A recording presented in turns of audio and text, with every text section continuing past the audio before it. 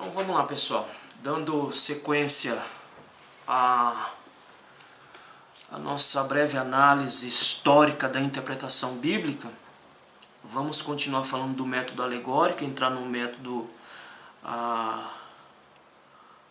literalista, ou escola de Alexandria, escola antioquiana, e vamos encerrar esse método alegórico falando de Orígenes. Falamos no primeiro vídeo, quando os apóstolos morrem, que há uma sucessão entre os pais apostólicos ou pós-apostólicos, em que eles assumem a igreja, o cuidado da igreja, não só o cuidado da igreja, mas também como o cuidado da sã doutrina. Falamos também no primeiro vídeo a base de surgimento do método alegórico com Heráclito e Platão. Heráclito, ele vai instituir a ideia de hiponoia, ou seja, que o intérprete ele tem que buscar o sentido profundo do texto, tá? E para isso ele vai instituir a ideia de hiponoia, que é o sentido profundo do texto que está oculto no próprio texto. Isso é para interpretar as obras de Homero, a Ilíada e a Odisseia, onde vai tratar dos deuses ali com aspectos bem humanos e bem negativos. Então, para não atribuir aos deuses, às divindades, algo negativo, ele vai trazer essa interpretação alegórica dizendo o seguinte: o que está dito no texto não é a interpretação correta, eu tenho que achar o sentido oculto do texto. Para isso vai utilizar o método alegórico. E aí Platão também vem com a sua ideia do mundo das ideias, né, o mundo das ideias perfeito, dizendo que este mundo que nós temos aqui é uma representação, e que para eu interpretar essa representação que nos cerca, eu tenho que fazer uma interpretação alegórica para eu chegar ao sentido profundo e correto para interpretar o que está à minha volta. E aí falamos de alguns nomes. Filo, na sua interpretação alegórica do texto de Gênesis capítulo 8, versículo 14, depois você vê lá o vídeo para você entender a interpretação.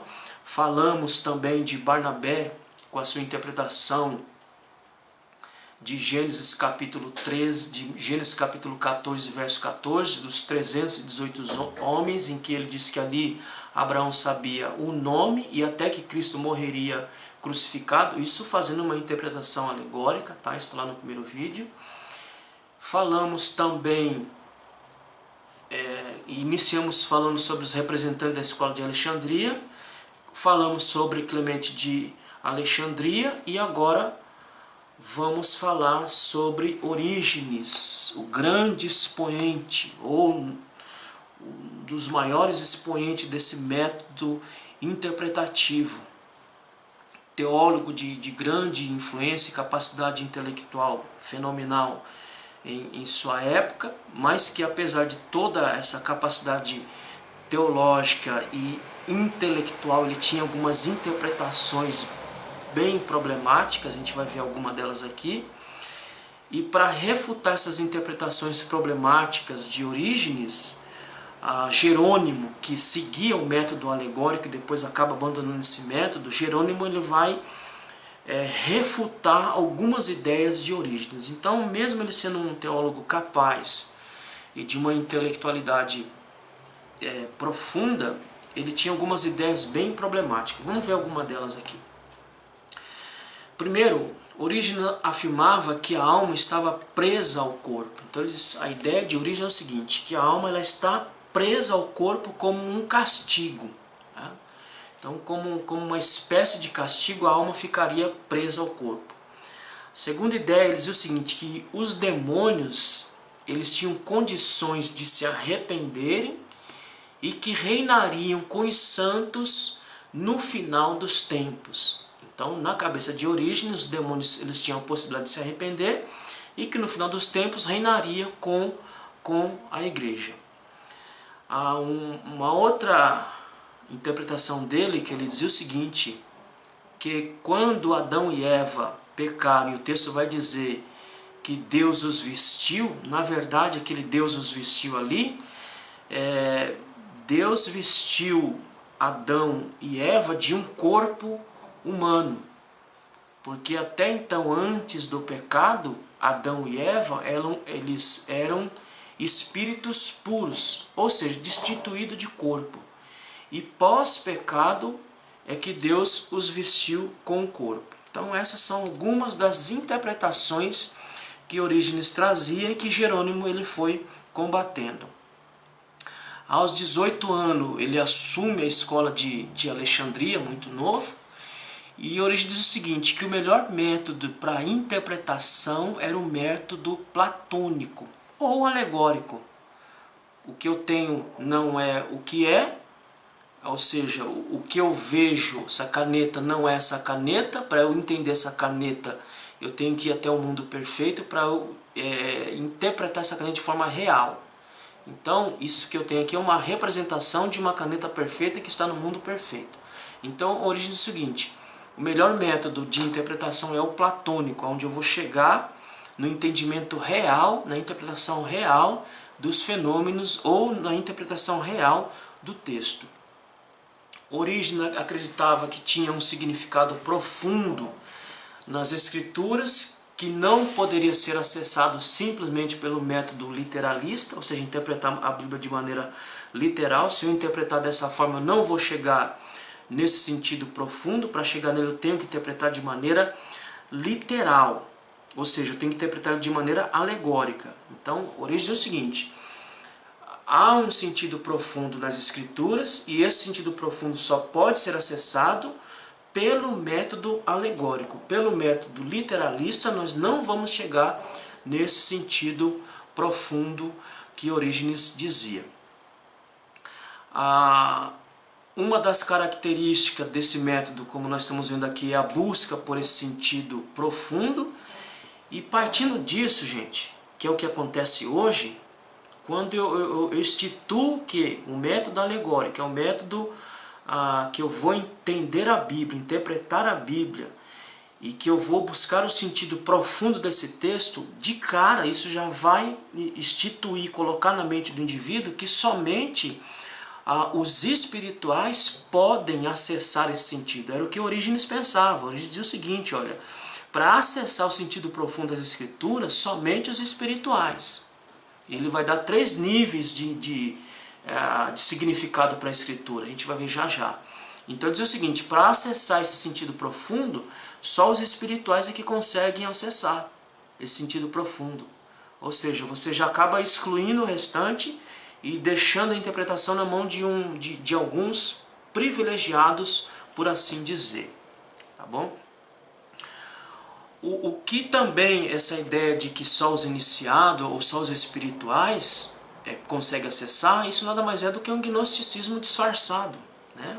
O gnóstico é o seguinte, só os iniciados conseguem acessar as verdades profundas, as verdades ocultas. O método alegórico partia dessa mesma premissa, que só os espirituais poderiam acessar o sentido profundo das escrituras. Então o que nós temos aí é um gnosticismo. E infelizmente esse gnosticismo, ou seja, aquela ideia de que só os espirituais conseguem acessar o sentido profundo, ele está presente nos nossos púlpitos. Ele está presente no meio dos pregadores, no meio dos obreiros, com aquela pompa, principalmente no meio pentecostal, aquela pompa de espiritualidade. Isso não, só os espirituais conseguem entender as Sagradas Escrituras. Ora, só os espirituais quem?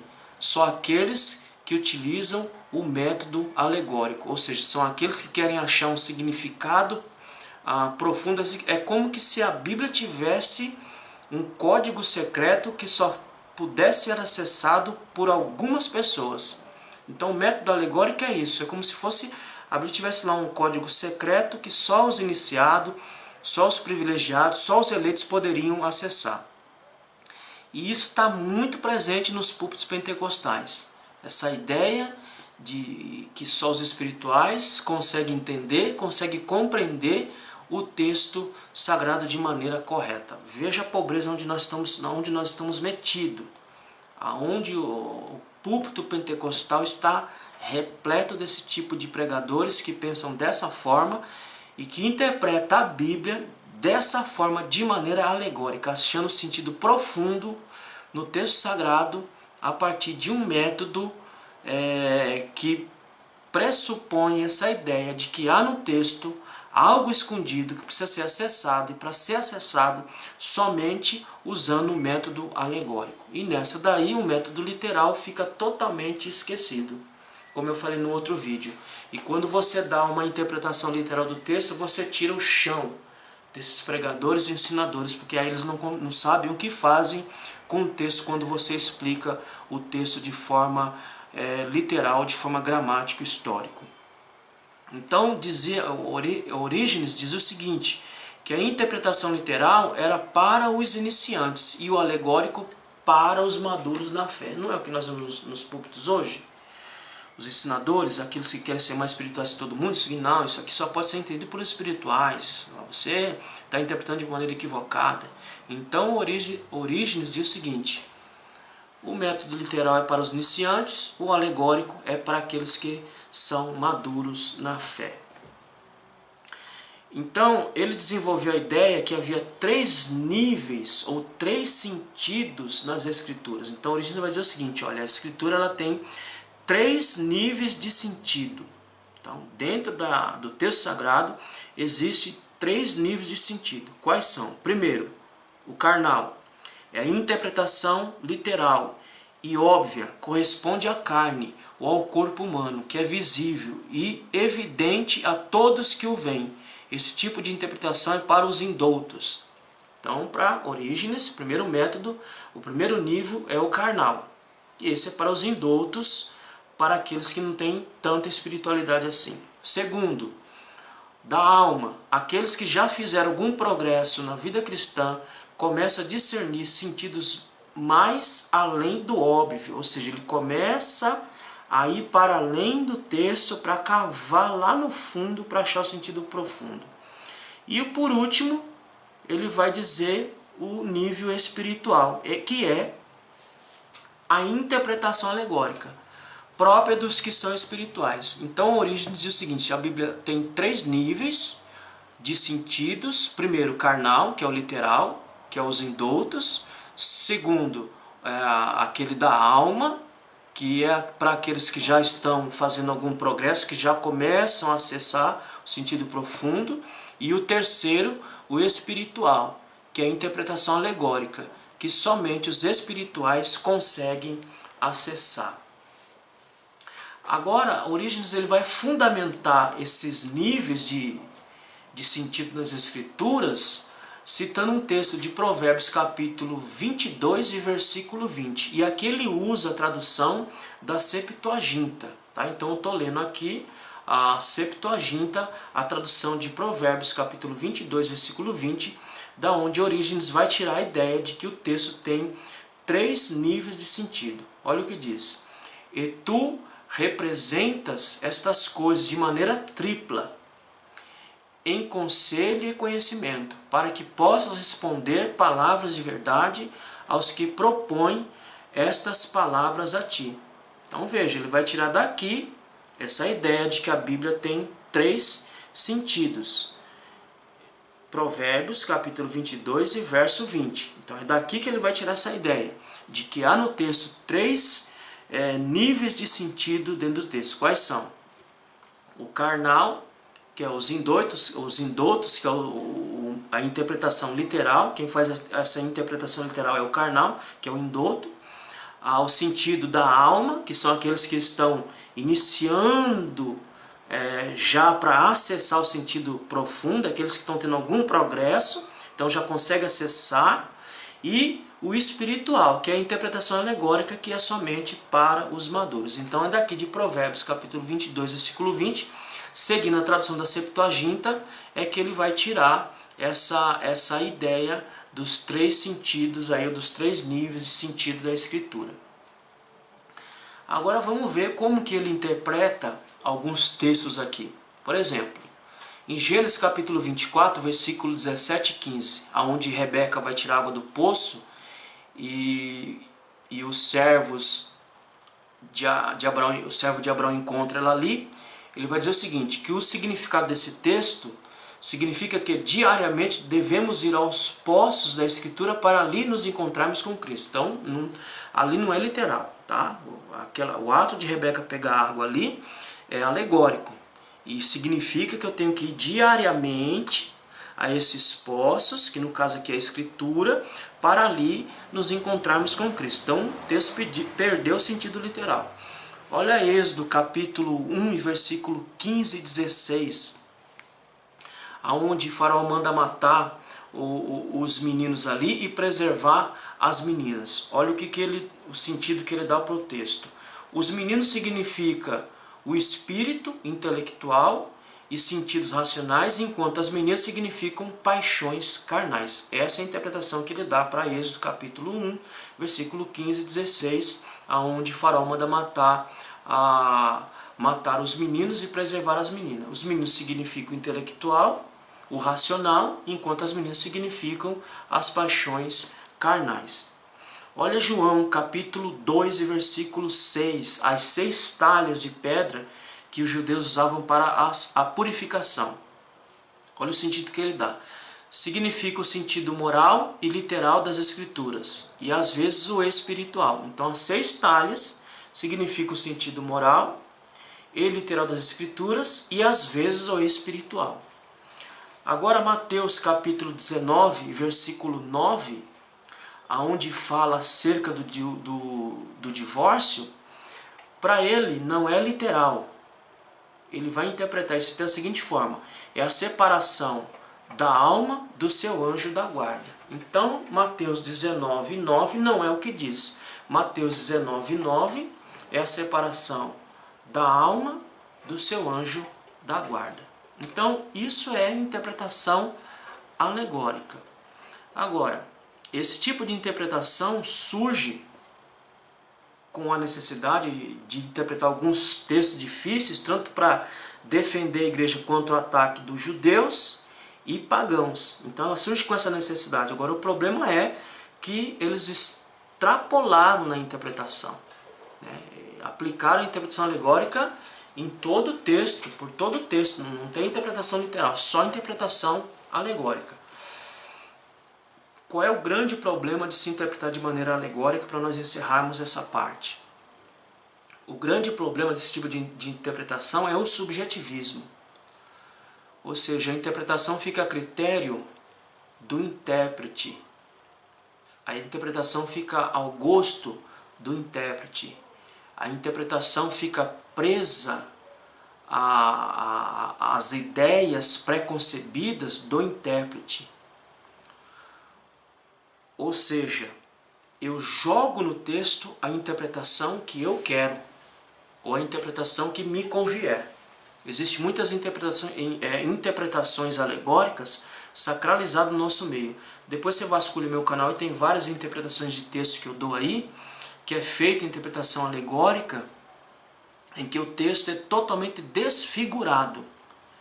Então, o grande problema da interpretação alegórica é o subjetivismo, ou seja, o texto fica nas mãos do intérprete. Então, o intérprete ele dá ao texto o significado que ele acha que o texto tem. Tá? Então, a Bíblia fica ao gosto do intérprete. Tá? Fica ao gosto das pessoas. Você dá ao texto o sentido que você acha que o texto tem. O texto não vai dizer aquilo que ele quer dizer. O texto vai dizer aquilo que você quer que ele diga. Então, esse é o grande problema e o grande mal da interpretação alegórica. O texto fica à mercê do intérprete, que sai com as interpretações assim mais esdrúxulas possíveis que a gente vê no nosso dia a dia de prática, aí, tanto de sala de aula quanto nas igrejas, que nós ouvimos algumas interpretações assim, fora de contexto, fora da realidade do próprio texto. E aqui eu encerro a escola de Alexandria dizendo o seguinte: os pregadores estão tão cegos e orientados e condicionados na utilização desse método, que mesmo você mostrando a interpretação real do texto, não conseguem enxergar. Quando falamos a realidade do texto, é como se tirássemos o chão para eles. Então, os pregadores e ensinadores pentecostais estão tão condicionados, tão cegos pelo método alegórico, que mesmo você dando a interpretação correta, eles não conseguem enxergar a realidade do texto. E quando você faz isso, você tira o chão deles. Quando você dá a interpretação correta do texto, você acaba com qualquer pregador, com qualquer ensinador que só usa o método alegórico, você tira o chão dele completamente, ele não tem nem como fazer um contraponto em relação à sua interpretação, tá bom? Vamos então, para a gente encerrar esse vídeo, falar da escola de Antioquia, que faz o contraponto com a escola de Alexandria. Alexandria, método alegórico. A escola Antioquia, método literalista. Ou, como nós chamamos hoje, um método gramático histórico. Então, a escola de Alexandria ela vai surgir pelas mãos de Luciano de Antioquia, tá?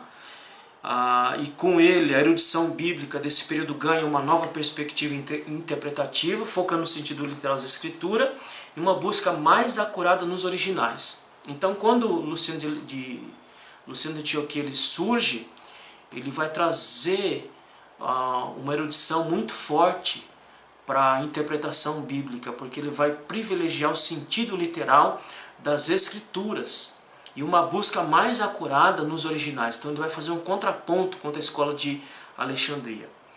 É atribuída também a Luciano de Antioquia uma recessão que é feita no texto grego, em que ele faz uma recessão e uma uniformização do texto grego, que é o que nós conhecemos como texto sírio ou bizantino. Então é atribuída a ele essa recensão e essa uniformização do texto grego. Ele foi martirizado e morto através de torturas e fome que ele passou, pelo simples fato dele se negar de comer comida sacrificada aos deuses romanos. Ele foi martirizado. Mas Luciano de Antioquia é o grande precursor da escola de Antioquia, ou do método literal de interpretar as escrituras sagradas. Essa escola foi formada no início do século IV, embora já no século II o método já era utilizado, se eu não me engano Teófilo já utilizava esse método, mas ela surge, a escola, como algo padronizado, ela vai surgir a partir do século IV, mas o método já era utilizado no século II. Então Luciano é quem funda essa escola para fazer o contraponto com a interpretação alegórica. Para Luciano, a Bíblia tinha que ser interpretada em seu aspecto literal, para se chegar ao verdadeiro sentido do texto. Então veja a diferença entre... Vamos fazer aqui um contraponto entre Orígenes e Luciano. Veja a diferença. A origem é o seguinte: tem que ser alegórico para acessar o sentido profundo. Luciano diz o seguinte: não, a interpretação tem que ser literal para chegar ao sentido correto do texto. Então aqui nós já temos a gênese da interpretação que os reformadores acabaram utilizando na Reforma. Então a Reforma ela trouxe uma nova vida para essa interpretação literal. Os reformadores usaram, e as igrejas reformadas utilizam até hoje, o método literal, que agora a gente chama de método gramático histórico, em privilegiar o autor, em privilegiar o texto, deixar o texto dar a sua própria interpretação, seu próprio entendimento, e não o método alegórico. Aqui está a gênese da interpretação que os reformadores utilizaram em seu período, que deu forma à ortodoxia que temos hoje em nossos dias.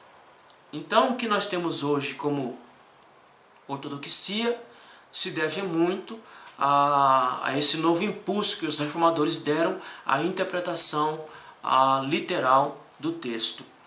O sistema de interpretação adotado por Antioquia teve muitos ilustres defensores entre os pais da igreja. Alguns dos mais conhecidos e importantes foram Deodoro de Tarso, Teodoro de Mopsuestia, e João Crisóstomo. Então são os grandes nomes aí do método literalista, tá? Deodoro de Tarso, Teodoro de Mopsuestia e João Crisóstomo. Vamos ver aqui de forma bem resumida quais são os princípios de interpretação que o método literalista usa para interpretar o texto. Primeiro, sensibilidade e atenção ao sentido literal do texto. Então, quando você vai interpretar a Bíblia, você tem que levar em consideração o sentido literal do texto, em primeiro lugar. Como eu disse, há passagens que devem ser interpretadas de maneira alegórica, mas não é um método que se deve utilizar para as Escrituras. Se utiliza o método literal ou o método gramático histórico, que você tem que ter essa atenção ao sentido literal do texto. Tá? Ou seja, procura alcançar o sentido do texto através da busca da intenção do seu autor. Daí estudar-se o sentido óbvio das palavras, considerando o contexto histórico em que foi escrito.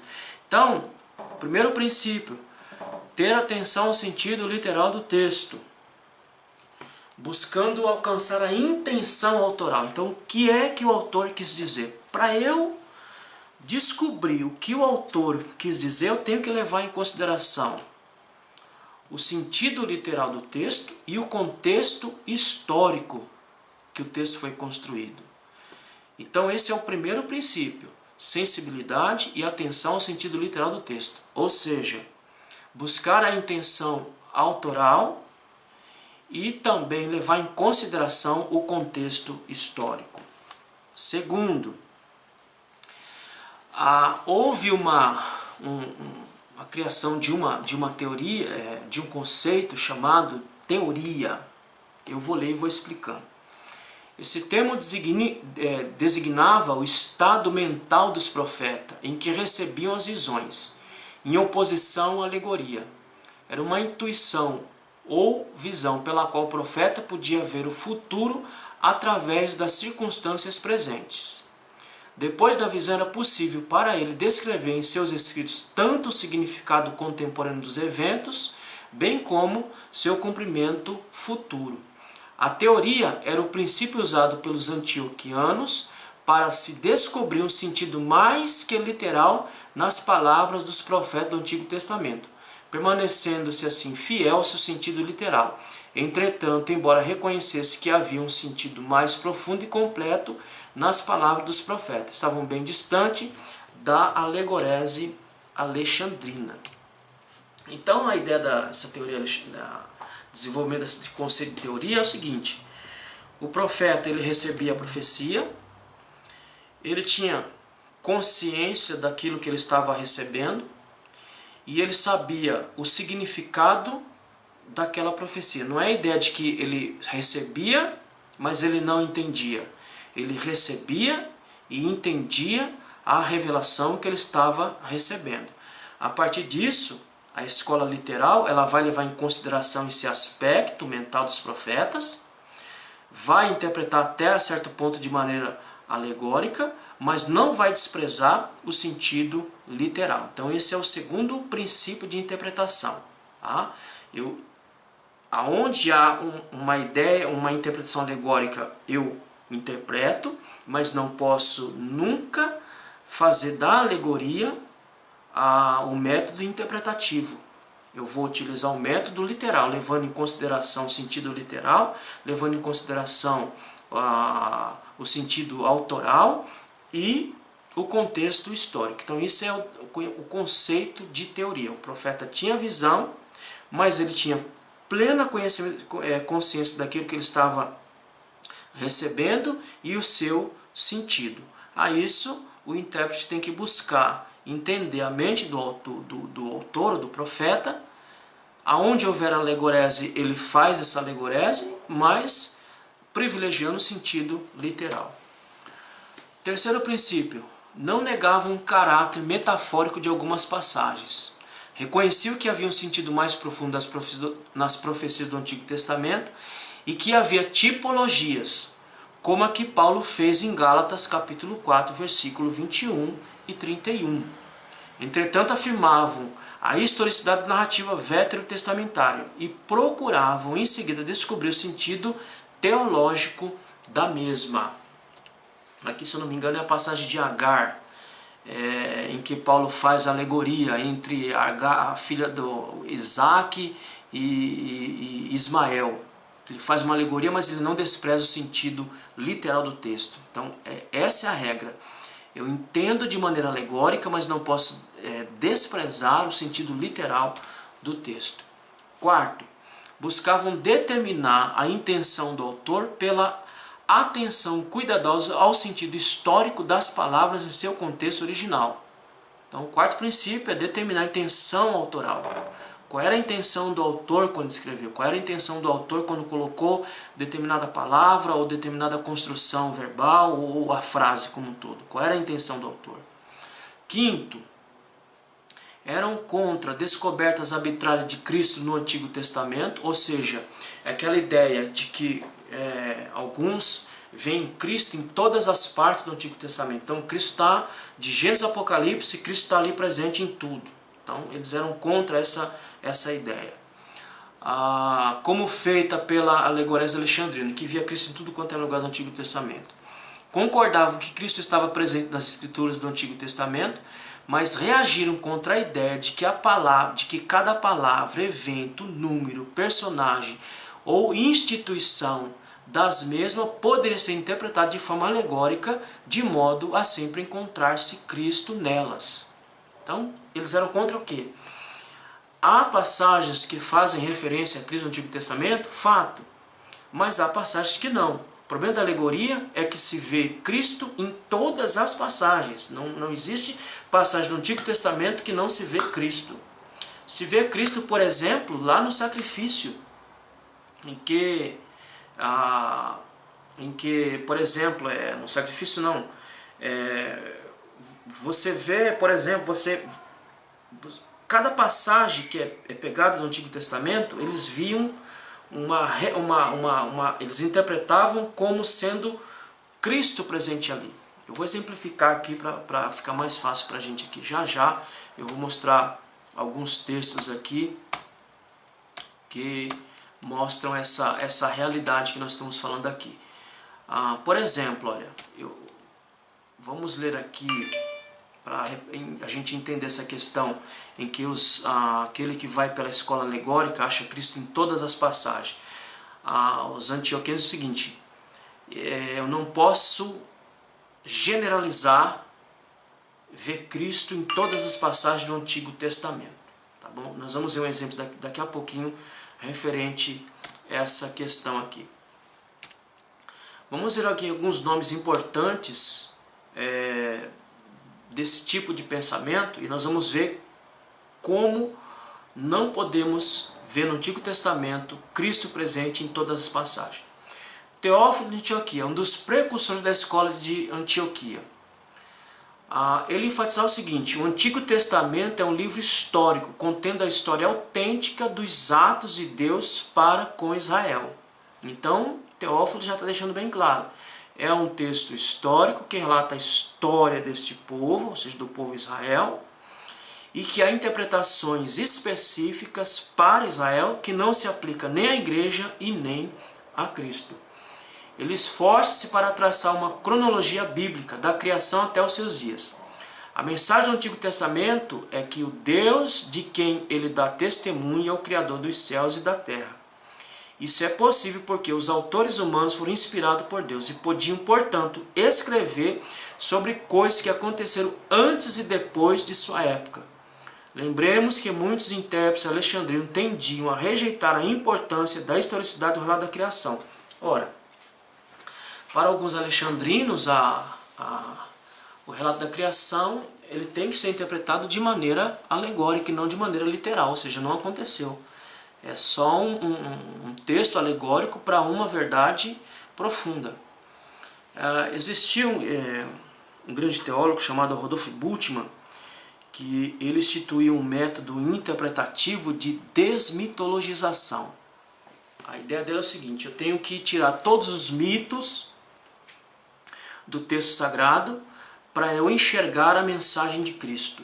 Então, por exemplo, eu tenho que tirar o mito do nascimento virginal, o mito da ressurreição, todos os atos sobrenaturais para eu chegar na mensagem de Cristo de fato. O que eu quero dizer com isso? Hoje nós temos que usar esse método de Bultmann, não no sentido de descaracterizar o teor sobrenatural das Escrituras, mas no sentido de tirar as interpretações mitológicas e alegóricas que nós vemos apresentadas hoje. Por exemplo, como lá a gente viu de Lucas 16, em que cada parte do texto ali há um sentido. O anel tem um sentido, a sandália tem um sentido, o manto tem um sentido. Então, hoje, nossa função é muito mais de desmitologizar o texto das suas interpretações alegóricas para darmos o sentido literal do texto. É o que Teófilo de Antioquia ele dizia sobre essas questões, tá bom? Um outro autor muito importante também dessa escola é Deodoro de Tarso. Olha o que ele vai dizer, por exemplo, sobre o Salmo 22. Deodoro nega que o mesmo seja messiânico, pois a descrição literal dos sofrimentos do autor do Salmo não combina com o sofrimento de Cristo, aquilo que eu falei lá atrás. Eu não posso ver em cada parte do Antigo Testamento Cristo ali. Ele está colocando o exemplo de Salmo 22, ele está dizendo, olha, não há uma messianidade naquele texto ali. Não tem como eu enxergar Cristo no Salmo 22 ali. Um outro salmo que ele vai falar também, o Salmo 24, também não é messiânico, mas refere-se aos judeus que voltaram do cativeiro babilônico. Agora, como é que você faz o povo entender essas coisas se essas interpretações alegóricas elas estão sacralizadas e sacramentadas nos nossos dias? Fica muito difícil. E para encerrar aqui a nossa reflexão, Teodoro de Mopsuestia, provavelmente é o intérprete que surgiu mais rígida, seguiu o método de maneira mais rígida, né? Teodoro de Mopsuestia é um daqueles autores, daqueles intérpretes que seguiu de maneira rígida o método literal. Para ele, uma passagem no Antigo Testamento só pode ser considerada messiânica se for usada como tal no Novo Testamento. Então a ideia dele é o seguinte: eu só posso atribuir que uma passagem do Antigo Testamento ela é messiânica se eu achar ela respaldada, ela usada no Novo Testamento. Se eu não achar um texto do Antigo Testamento, não tiver no Novo Testamento, eu não posso dizer que aquele texto do Antigo Testamento é um texto messiânico. Ele é ratificado se ele tiver dentro do corpo do Novo Testamento. Senão, eu não posso utilizar. Meras alusões não são suficientes. O que ele vai dizer? Só uma alusão não é suficiente para dizer. Essa passagem aqui do Antigo Testamento é messiânica porque está lá, é feita uma alusão no Novo Testamento. Assim, passagens como o sacrifício de Isaac, que nunca são referidas no Novo Testamento como referindo-se a Cristo, não são consideradas messiânicas. Tá? Então, lá o sacrifício de Isaac que Abraão vai fazer, eu não posso dizer que aquele texto ali é um texto messiânico, porque não tem respaldo no Novo Testamento. Então, gente, o que nós temos hoje, também nos nossos dias, continua Escola de Alexandria e a Escola de Antioquia. Escola de Alexandria, quem é que utiliza esse método? Na sua grande maioria, os pentecostais. Escola antioquena, quem é que usa hoje, que os reformadores utilizaram? A igreja reformada. E o método hoje é chamado método gramático e histórico, porque eu levo tanto os aspectos gramáticos quanto os aspectos históricos do texto. E aí você me pergunta, qual dos dois é melhor? Gramático e histórico. Por quê? Porque você vai buscar o sentido autoral, ou seja, você vai buscar o que o autor quis dizer com aquela passagem. Eu não vou ficar inventando em cima da passagem, eu não vou ficar inventando, dizendo coisa e colocando coisa que não foi dita no texto. Então, hoje, eu sigo o método gramático histórico de interpretação. Eu privilegio o sentido literal do texto. Aonde há alegorese, aonde há alegoria, eu interpreto de maneira alegórica. Mas o método de interpretação é o gramático histórico, aquele que privilegia o sentido literal, autoral do texto sagrado, tá bom? Então, gente, essa aqui é uma uma pequena reflexão que a gente fez aí desse levantamento histórico, desses métodos de interpretação. É claro que não tem só esse, tem vários outros, mas os mais importantes são esses, tá bom?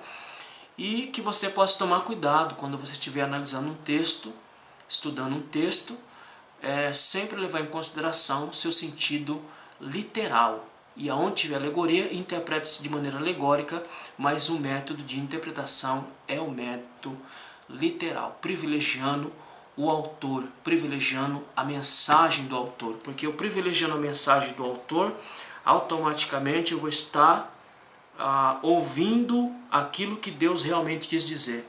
No método alegórico eu me afasto daquilo que Deus quis dizer. No método literal eu vou de encontro àquilo que Deus quis dizer. Quando eu busco a interpretação, o sentido autoral, eu estou buscando a voz do próprio Deus a partir do texto sagrado, tá bom? Então, esse é o grande método, e é uma lástima que infelizmente no nosso meio, o método mais utilizado no nosso meio, principalmente pentecostal, é o alegórico. Por isso que a gente vê essa pobreza que nós temos de pobreza teológica, pobreza bíblica e, por consequência, uma pobreza espiritual muito grande. Mas que Deus nos ajude e que nós consigamos batalhar para mudar esse cenário no nosso meio pentecostal, tá bom? Que Deus abençoe e até o próximo vídeo.